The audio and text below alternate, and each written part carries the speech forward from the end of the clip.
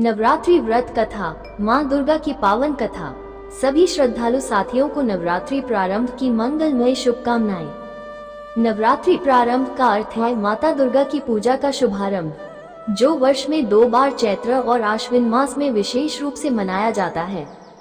यह 9 दिनों का पर्व होता है, जिसमें शक्ति की आराधना, तप, भक्ति और साधना की जाती है।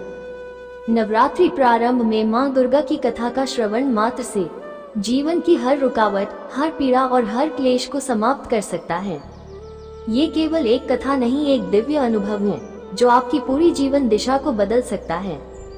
और हाँ प्रिय साथियों, वीडियो के अंत में माँ दुर्गा की महत्वपूर्ण दिव्य वाणी दिया गया है। कृपया उसे सुनना आपके आत्मिक उत्थान के लिए अत्यंत आवश्यक है। अब प्रारंभ करते हैं नवरात्रि प्रारंभ व्रत की ये दिव्य कथा को। बहुत समय पहले की बात है, एक कन्या ने अपने परिवार को संकट से बचाने के लिए कठिन तपस्या की। उसके हृदय का भाव इतना सच्चा था कि माता ने प्रसन्न होकर उसकी रक्षा की। उस दिन को नवरात्रि प्रारंभ का दिन माना गया, जो मनुष्यों को ये सिखाता है कि सच्चे भाव और तपस्या से हर संकट दूर हो सकता है। ये कथा उस समय की है जब धरती पर मनुष्यों का जीवन संघर्ष और आस्था की पतली डोर पर झूलता था, जब भौतिक सुख सुविधाओं की चमक फीकी थी और हर प्राणी अपने अस्तित्व के लिए प्रकृति और नियति से जूझ रहा था।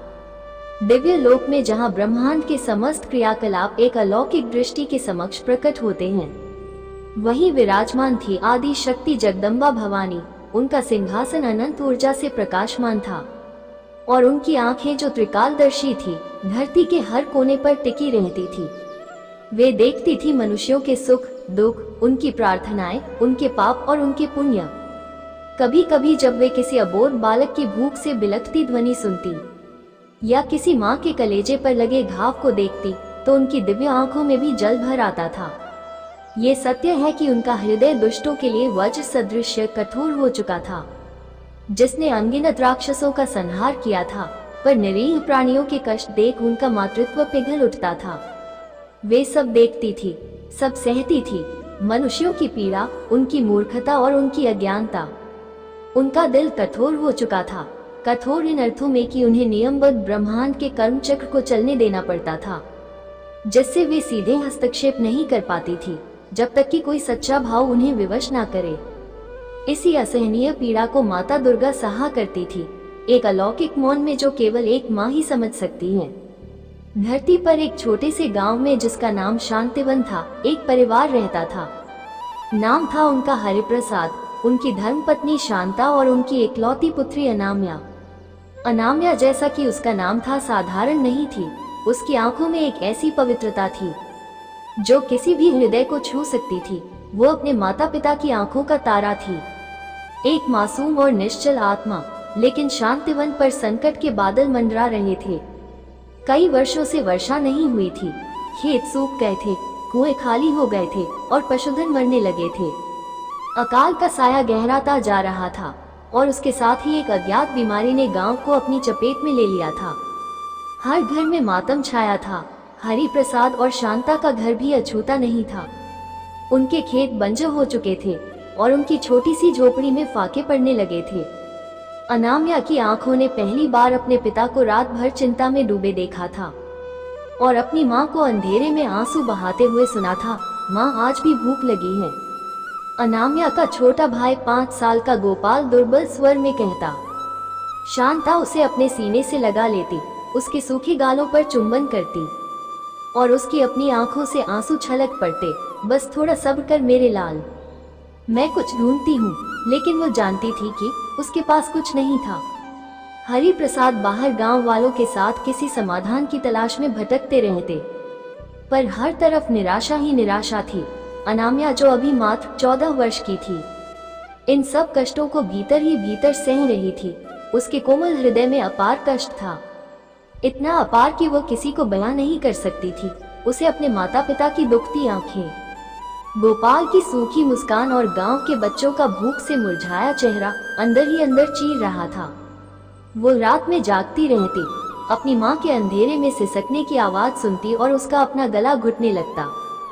क्यों हो रहा है ये सब? क्या ईश्वर नहीं सुनता हमारी पुकार? ये प्रश्न उसके बाल मन को मट्टे रहते। उसका हृदय दया से भरा था। वो अपने परिवार के लिए कुछ भी कर सकती थी, लेकिन क्या एक दिन उसने अपने पिता को ये कहते सुना, अब कोई उम्मीद नहीं बची, शांता गांव के वैद्य भी हार मान चुके हैं, हम सब बस मृत्यु की प्रतीक्षा कर रहे हैं। इन शब्दों ने अनामिया के अंदर कुछ तोड़ दिया। नहीं, उसके मन ने चीखा, ऐसा नहीं हो सकता, वो अपने परिवार को ऐसे हारते हुए नहीं देख सकती थी। रात के गहन अंधकार में जब पूरा गांव सो रहा था, अनामिया अपनी झोपड़ी से बाहर निकली। चंद्रमा की क्षीण रोशनी में उसने अपने माता पिता के शांत चेहरे देखे, जिनमें अब केवल थकान और निराशा थी। गोपाल अपने छोटे से बिस्तर पर सिकुड़ा हुआ सो रहा था, उसका पेट भूख से चिपका हुआ था। अनामिया के हृदय में अपार कष्ट का ज्वार उमड़ पड़ा, उसकी आंखों से अविरल आंसुओं की धारा बहे निकली। मैं इन्हें ऐसे नहीं छोड़ सकती, मैं कुछ करूंगी। उसे याद आया, उसकी दादी अक्सर उसे देवताओं की कहानियां सुनाया करती थी, कैसे भक्त अपनी सच्ची श्रद्धा और तपस्या से देवताओं को प्रसन्न करते थे और असंभव को संभव बना देते थे। एक कथा थी पहाड़ों में छिपे एक प्राचीन देवी मंदिर की, जहां कहा जाता था कि आदि शक्ति स्वयं वास करती है। वहां जाकर जो सच्चे हृदय से पुकारता है, उसकी हर इच्छा पूर्ण होती है। दादी कहती थी, यह विचार उसके मन में बिजली की तरह कौर था। तपस्या, मुझे तपस्या करनी होगी। यह एक जोखिम भरा अकल्पनीय निर्णय था एक बच्ची के लिए, लेकिन उसके हृदय में परिवार के प्रति प्रेम इतना तीव्र था कि उसने हर भय को रौंद डाला। अगली सुबह उसने बिना किसी को बताए कुछ सूखे पत्ते और एक मिट्टी का घड़ा लेकर घर छोड़ दिया। उसकी माँ शांता जब जागी और अनामिया को ना पाकर विलाप करने लगी, तब तक अनामिया गांव की सीमा पार कर चुकी थी। उसका हृदय में भय था, हाँ अवश्य था, परंतु उससे कहीं अधिक था प्रेम और दृढ़ संकल्प। वह अनजानी राहों पर चल पड़ी, जहाँ कांटे थे, पथरीली जमीन थी और जंगली जानवरों का भय था। वो भूखी थी, प्यासी थी और सूरज की तपिश उसकी त्वचा को जला रही थी, लेकिन उसकी आंखों के सामने अपने परिवार के मुरझाए चेहरे थे और उसकी कानों में गोपाल की भूख से भरी आवाज गूंज रही थी। यही उसके तपस्या की पहली सीढ़ी थी, त्याग और कष्ट को सहने की क्षमता। कई दिनों के बाद वो उस प्राचीन मंदिर के पास पहुंची, जिसके बारे में दादी ने बताया था। वो एक पहाड़ी की चोटी पर स्थित था, चारों ओर घने जंगल और विशालकाय वृक्षों से घिरा हुआ। मंदिर जीर्ण सी क्षीण अवस्था में था, पर उसकी दीवारों पर देवी माँ की एक धुंधली मूर्ति अब भी विराजमान थी। अनामिया ने मंदिर के सामने हाथ जोड़े, उसकी आंखों में आंसुओं के साथ एक नई आशा चमक रही थी। हे माँ दुर्गा, उसने फुसफुसाते हुए कहा, मैं नहीं जानती कि तपस्या कैसे करते हैं। मैं एक छोटी सी बच्ची हूँ, पर मेरे हृदय में जो पीड़ा है, जो मेरे परिवार के लिए प्रेम है, वह सच्चा है। तू मेरी माँ है और मैं तेरी बेटी। मैं तब तक यहाँ से नहीं हिलूंगी जब तक तू मेरी पुकार नहीं सुनती। और उसने अपनी तपस्या आरंभ कर दी। वो एक पत्थर पर बैठी आंखें मूंद कर सिर्फ जय माता दी का जाप करती रही। दिन बीतते गए, सूरज की तपती किरणें उसके सिर पर पड़ती, रात का ओस उसके शरीर को भिगोता, ठंडी हवाएं उसे कपा देती, जंगली जानवरों की डरावनी आवाजें उसे भयभीत करती, सांप उसके पास से गुजरते, कीड़े मकोड़े उसे काटते। भूख और प्यास की ज्वाला उसे अंदर से जला रही थी। उसके शरीर पर छाले पड़ गए थे, त्वचा फट गई थी और हड्डियां दिखने लगी थी। एक एक पल कष्ट का पहाड़ था। उसका शारीरिक कष्ट तो था ही, पर उससे भी बड़ा कष्ट था मानसिक। कभी कभी उसके मन में निराशा घर कर जाती। क्या मैं सही कर रही हूँ? क्या माँ सचमुच मेरी पुकार सुनेंगी? क्या मेरा परिवार अब तक जीवित है? क्या मैंने उन्हें अकेला छोड़कर गलती की? यह विचार उसे अंदर तक तोड़ देते और उसकी आंखों से गर्म आंसुओं की धारा बहे निकलती। इन क्षणों में वह अपनी आंखें खोलती और धुंधली पड़ चुकी देवी की मूर्ति को देखती। उसे लगता जैसे माँ की आंखों में भी एक अथाह पीड़ा है जो उसे देख रही है। वो अपने आंसुओं को पोंछती और फिर से अपनी आंखें बंद कर लेती। नहीं, मुझे हार नहीं माननी। मेरे परिवार को मेरी जरूरत है। दिव्य लोक में माता दुर्गा सब देख रही थी। अनामिया की हर सांस, उसकी हर पीड़ा, उसके हृदय का हर स्पंदन। माता के कठोर हृदय में भी इस बच्ची के लिए असीम दया उमड़ रही थी। जब अनामिया भूख से तड़पती, माता के अधरों पर एक अदृश्य कंपन होता। जब प्यास से उसका कंठ सूखता, माता की आंखों में पानी आ जाता। वे अपनी दिव्य शक्ति से उसे कभी कभी सांत्वना देती। एक ठंडी हवा का झोंका, एक जंगली फल जिसे कोई जानवर वहीं गिरा देता, या एक पल के लिए बादलों का सूरज को ढक लेना, लेकिन वे तपस्या के नियमों को तोड़ने में असमर्थ थी। उन्हें देखना था कि अनामिया का संकल्प कितना दृढ़ है, उसका सच्चा भाव कितना गहरा है। कई सप्ताह बीत गए। अनामिया का शरीर अब केवल हड्डियों का ढांचा मात्र रह गया था। उसकी आवाज क्षीण हो चुकी थी, लेकिन उसके मन का संकल्प और भी दृढ़ हो गया था। अब उसके पास सोचने की भी शक्ति नहीं बची थी। वो बस एक यंत्रवत जय माता दी का जाप करती रहती, और उसकी आंखों के सामने उसके परिवार के चेहरे घूमते रहते। वो लगभग बेहोशी की हालत में थी जब एक रात भयंकर तूफान आया। बिजली कड़क रही थी, मूसलाधार वर्षा हो रही थी, और तेज हवाओं से पैर झड़ से उखड़ रहे थे। अनामिया उस पत्थर पर निढाल पड़ी थी। उसका शरीर ठंडी बारिश में कांप रहा था। उसे लगा यह उसकी अंतिम रात है। क्षमा करना माँ, मैं हार गई। क्षमा करना माँ, पिताजी, माँ गोपाल। उसके मन की अंतिम पुकार निकली। उसकी सांसें धीमी पड़ने लगी थी और उसकी आंखें बंद होने लगी थी। ठीक उसी पल दिव्य लोक में माता दुर्गा का धैर्य जवाब दे गया। उन्होंने देखा अनामिया का शरीर अब और नहीं सह पाएगा। उसकी तपस्या पूर्ण हो चुकी थी। उसका सच्चा भाव ब्रह्मांड को हिला चुका था। माता की आंखों से अब करुणा की अविरल धारा बह निकली, और उनका कठोर हृदय जो ब्रह्मांड की नियति के नियमों से बंधा था, उस बच्ची के प्रेम के सामने पिघल गया। एक पल के लिए तूफान थम गया। मंदिर के ऊपर से एक अलौकिक स्वर्णिम प्रकाश पुंज धरती पर उतरा। अनामिया ने अपनी क्षीण होती दृष्टि से देखा। उसके सामने वही धुंधली मूर्ति अब जीवंत हो उठी थी। देवी माँ अपने पूर्ण स्वरूप में प्रकट हुई। उनके आठों भुजाओं में शस्त्र सुशोभित थे। उनका मुखमंडल दिव्य प्रकाश से जगमगा रहा था, पर उनकी आंखों में अनामिया के लिए असीम वात्सल्य और करुणा थी। अनामिया की आंखों से आंसू बह निकले। ये दुख के नहीं बल्कि कृतज्ञता और प्रेम के आंसू थे। मेरी बच्ची अनामिया, देवी माँ की आवाज मेघ गर्जना जितनी शक्तिशाली, किंतु माँ की लोरी जितनी मधुर गूंज उठी। तेरा सच्चा भाव और तेरी कठिन तपस्या ने ब्रह्मांड के हर नियम को झुका दिया है। तूने अपने परिवार के लिए जो कष्ट सहे हैं, वो किसी भी तपस्वी के लिए प्रेरणा है। तेरे हृदय का प्रेम और त्याग अद्वितीय है। मैं तेरी तपस्या से अत्यंत प्रसन्न हूँ। अनामिया ने कुछ कहने की कोशिश की, पर उसकी आवाज नहीं निकली। उसने बस हाथ जोड़ दिए। माता मुस्कुराई। उठ मेरी पुत्री, तेरी तपस्या सफल हुई। आज से तेरे गांव में वर्षा होगी, रोग दूर होंगे और सभी संकट समाप्त हो जाएंगे। तेरा परिवार सुरक्षित है और अब कभी दुख के साए तले नहीं रहेगा। एक दिव्य ऊर्जा ने अनामिया के शरीर में प्रवेश किया। क्षण भर में उसके सारे घाव भर गए। उसका शरीर स्वस्थ और पुष्ट हो गया और उसकी आंखों में नई चमक आ गई। वो उठ खड़ी हुई और देवी माँ के चरणों में गिर पड़ी। हे माँ, ये सब आपकी कृपा है। उसने रुंधे गले से कहा। माता ने उसे उठाया। ये तेरी तपस्या का फल है पुत्री। आज से मनुष्य को ये याद दिलाने के लिए कि सच्चे भाव और तपस्या से हर संकट दूर हो सकता है, इस दिन को नवरात्रि के प्रथम दिन के रूप में जाना जाएगा। 9 दिनों तक जो भी सच्चे हृदय से मेरी आराधना करेगा, उसे अनामिया की तपस्या का स्मरण होगा और मैं उसकी रक्षा करूंगी। माता दुर्गा ने आगे कहा। उनकी आवाज में चेतावनी और शिक्षा दोनों का मिश्रण था। मनुष्यों को ये समझना होगा कि केवल कर्मकांड या दिखावा पर्याप्त नहीं है। मुझे भौतिक चढ़ावे नहीं, बल्कि हृदय का सच्चा भाव चाहिए।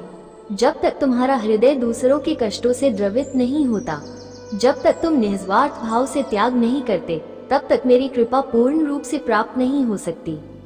अनामिया की तपस्या ये सिखाती है कि प्रेम, त्याग और अटूट विश्वास ही सबसे बड़ी शक्ति है। यह एक चेतावनी भी है, भौतिक सुखों के पीछे भागते हुए अपनी आत्मा और अपने मूल्यों को न खो देना। जब भी धरती पर संकट गहराएगा, सच्चे भाव से की गई तपस्या ही उसे दूर कर सकती है। ये कहकर देवी माँ अपने दिव्य रूप में विलीन हो गई। पीछे छोड़ गई सिर्फ एक सुनहरी आशा और अनामिया के हृदय में असीम शांति। अगले दिन सुबह होते ही अनामिया अपने गांव की ओर चल पड़ी। उसका हृदय अब हल्का था, पर उसके कदम दृढ़ थे।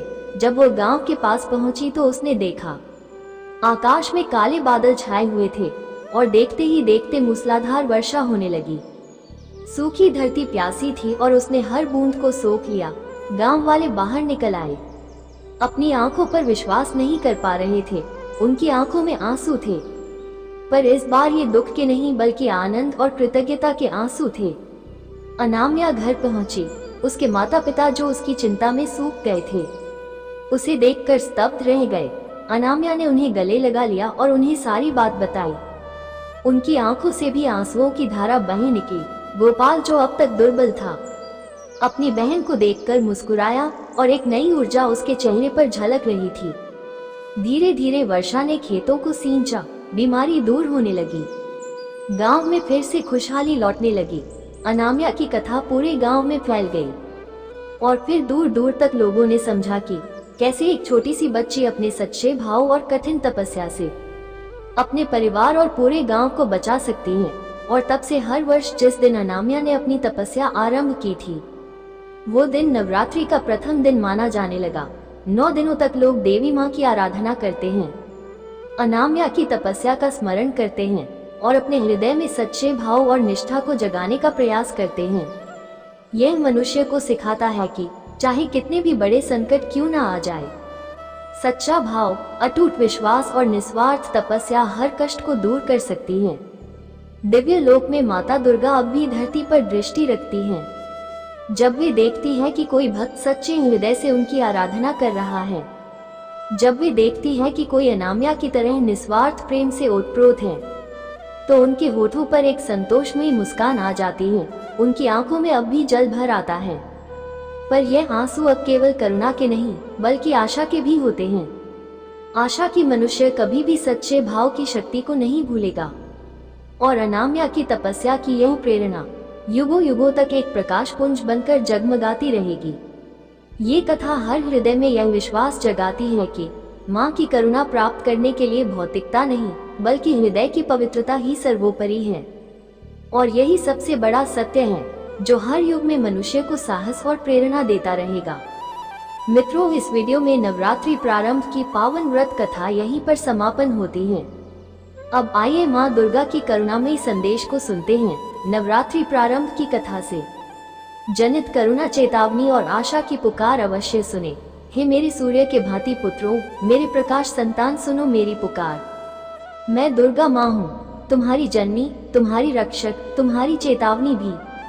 मैं माँ दुर्गा हूँ, जगत जननी। हे इस धरती पर जन्म लेने वाले नन्हे जीवों, तुम सब मेरी संतान हो। मैं वही हूँ, तुम्हारी माँ, तुम्हारी रक्षा करने वाली, तुम्हारे सुख दुख की साक्षी। मैं वही दुर्गा हूँ, अंधकार का संहार करने वाली, पर करुणा से भरी हुई भी। तुम सोचते हो कि मैं केवल युद्ध भूमि में प्रकट होती हूँ, राक्षसों का वध करने, दैत्यों का नाश करने, पर यह भी सत्य है कि मैं हर उस जगह स्थित हूँ जहाँ कोई बालक भूख से बिलखता है, जहाँ कोई माँ आंसुओं में डूब जाती है, जहाँ कोई पिता निराश होकर आकाश की ओर देखता है। मेरे हृदय में सबसे पहले वही पीड़ा उतरती है। हाँ मानव, मैं देखती हूँ तुम्हारा हर कष्ट, तुम्हारा हर आंसू। मैं जानती हूँ जब तुम अंधकार में डूबते हो तो तुम्हें लगता है कि माँ ने तुम्हें छोड़ दिया, तुम्हें लगता है कि प्रार्थनाएं अनसुनी हो गई। पर सुनो, तुम्हारा हर आंसू, तुम्हारी हर पुकार मेरी आत्मा तक पहुँचती है। हे मानव, तुम्हारी पीड़ा देखकर मेरा हृदय भी रो पड़ता है, पर जान लो मैं तुम्हारे हर संकट को तुरंत समाप्त नहीं कर सकती, क्योंकि इस ब्रह्मांड का नियम है, कर्म का चक्र चलता है।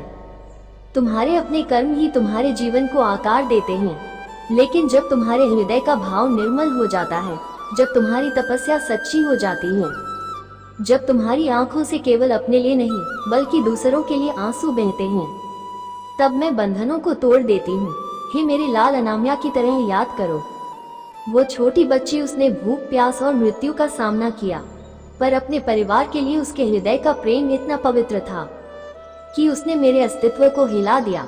उसका त्याग, उसकी पुकार ने मुझे विवश कर दिया और मैं स्वयं प्रकट हुई। क्या तुम समझते हो, उस मासूम की तपस्या ने ही नवरात्रि का आरंभ बनाया। उसका प्रेम ही इस उत्सव का आधार है। इसलिए जब भी तुम मेरे 9 दिनों में दीप जलाते हो, आरती गाते हो, तो समझो कि मैं तुम्हारे हृदय की सच्चाई देख रही हूँ, ना कि केवल तुम्हारे भौतिक चढ़ावे को। सुनो मानव, यह मत सोचना कि केवल व्रत रखने या फूल चढ़ाने से मैं प्रसन्न हो जाऊंगी।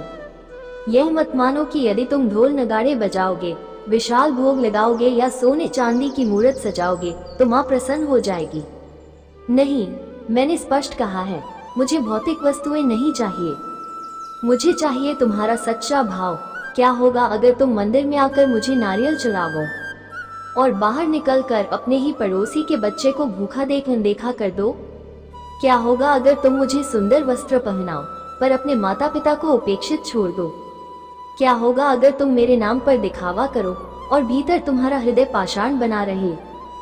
सुन लो, ये सब व्यर्थ है। मैं किसी के कपट से प्रसन्न नहीं होती, मैं केवल वही देखती हूँ तुम्हारे दिल की पवित्रता। हे मानव, आज की दुनिया भौतिकता में डूब चुकी है।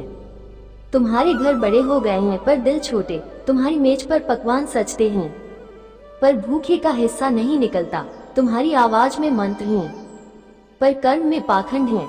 ये चेतावनी है, यदि तुम केवल बाहरी आडंबर करोगे और भीतर से खोखले रहोगे तो समझ लो नवरात्रि केवल एक उत्सव रह जाएगा, उसकी आत्मा मर जाएगी। पर हे मेरे बच्चों, सारी दुनिया अंधकार से भर जाए तब भी आशा है, क्योंकि तुम्हारे भीतर अभी भी प्रेम की ज्योति जल रही है। अनामिया ने दिखा दिया कि कोई भी चाहे वो बच्चा ही क्यों ना हो, यदि हृदय शुद्ध हो तो माँ को झुका सकता है। आज भी अगर कोई सच्चे मन से तपस्या करे, चाहे वो भूखा बच्चे को खाना खिलाना ही क्यों ना हो, किसी पीड़ित की मदद करना ही क्यों ना हो, तो जान लो वो तपस्या मेरे लिए महान है। क्या तुम जानते हो, जब तुम किसी को सहारा देते हो, जब तुम किसी अनजान को गले लगाते हो, जब तुम अपने स्वार्थ छोड़कर किसी और की पीड़ा मिटाते हो, तब तुम्हारे भीतर माँ ही काम कर रही होती है। इसलिए आशा मत खोना। हर कष्ट अस्थायी है, हर पीड़ा का अंत है। यदि तुम्हारे दिल में करुणा है, त्याग है, निस्वार्थ है तो जान लो माँ दुर्गा हमेशा तुम्हारे साथ है। हे मानव, हे मेरी संतान, कभी यह मत सोचना कि तुम अकेले हो, कभी यह मत मानना कि तुम्हारी पुकार व्यर्थ है। मैं सदा सुन रही हूँ तुम्हारे रुदन को, तुम्हारी हंसी को, तुम्हारी थकान को। जब तुम्हारा दिल टूटता है तो मेरा भी टूटता है, जब तुम्हारा बच्चा भूख से रोता है तो मेरी छाती भी छलनी होती है, जब कोई स्त्री अपने आंगन में बेटे की मृत्यु पर विलाप करती है तो मेरी आंखें भी बरस जाती हैं। पर जब मैं देखती हूँ कोई माँ अपने बच्चे को गले लगाकर उसे उम्मीद देती है, कोई पिता अपने आंसू छुपाकर अपने परिवार को हिम्मत देता है, कोई बालक भूखा रहकर भी अपने छोटे भाई को रोटी दे देता है, तब मेरा हृदय गर्व से भर जाता है। हाँ मानव, यही है सच्ची पूजा, यही है सच्चा नवरात्रि। हे मानव, सनातन धर्म यही सिखाता है। सत्य, करुणा और त्याग ही सबसे बड़ा तप है। नवरात्रि केवल 9 दिन का उत्सव नहीं, ये तुम्हारे जीवन का प्रतीक है। 9 दिन का अर्थ है अंधकार से प्रकाश की यात्रा। नवरात्रि का अर्थ है अपने भीतर के राक्षसों का वध करना। नवरात्रि का अर्थ है अपने भीतर की करुणा को जागृत करना। यदि तुम ये समझ गए तो जीवन में कभी हारोगे नहीं। यदि तुम भूल गए तो तुम्हारा अस्तित्व केवल शरीर तक सीमित रह जाएगा। इसलिए उठो, जागो, अपने हृदय में प्रेम जगाओ, अपने कर्मों में सच्चाई लाओ, अपने रिश्तों में निष्ठा भरो। मैं सदा तुम्हारे साथ हूँ जब तक तुम्हारा भाव निर्मल है। आओ मेरे लाल, मेरा आंचल तुम्हारे लिए हमेशा खुला है। आओ रो लो मेरे कंधे पर, थक जाओ तो मेरे चरणों में विश्राम कर लो। पर याद रखना, दुनिया में चलते समय कभी भी किसी और की पीड़ा को अनदेखा मत करना, क्योंकि वही असली तपस्या है। हे मानव, नवरात्रि का ये प्रथम दिन सदा तुम्हें स्मरण कराता रहेगा कि एक छोटी बच्ची अनामिया ने अपने परिवार के लिए सब कुछ सह लिया और माँ ने स्वयं आकर उसके आंसू पोंछ दिए। आज से हर युग में मैं उसी पुकार की प्रतीक्षा करती रहूंगी जो सच्चे दिल से उठे। मित्रों, इस वीडियो में नवरात्रि प्रारंभ की पावन व्रत कथा और दिव्य वाणी यहीं पर समापन होती है। हम कामना करते हैं कि माँ दुर्गा की कृपा आप सभी पर बनी रहे, आपके जीवन में सदैव सुख, शांति, समृद्धि हो और सकारात्मक ऊर्जा का संचार होता रहे। यह विशेष दिन न केवल भक्ति भाव से भर देता है, बल्कि हमारे जीवन में एकता, प्रेम और आस्था का संदेश भी लेकर आता है। नवरात्रि प्रारंभ की कथा को सुनने के लिए हृदय से धन्यवाद। कृपया अपने विचार और अनुभव कमेंट्स में अवश्य साझा करें और जय मां दुर्गा लिखना ना भूलें। आपके द्वारा किए गए कमेंट्स न केवल आपको प्रेरित करेंगे, बल्कि अन्य दर्शकों के लिए भी भक्ति और श्रद्धा का स्रोत बनेंगे। जय मां दुर्गा।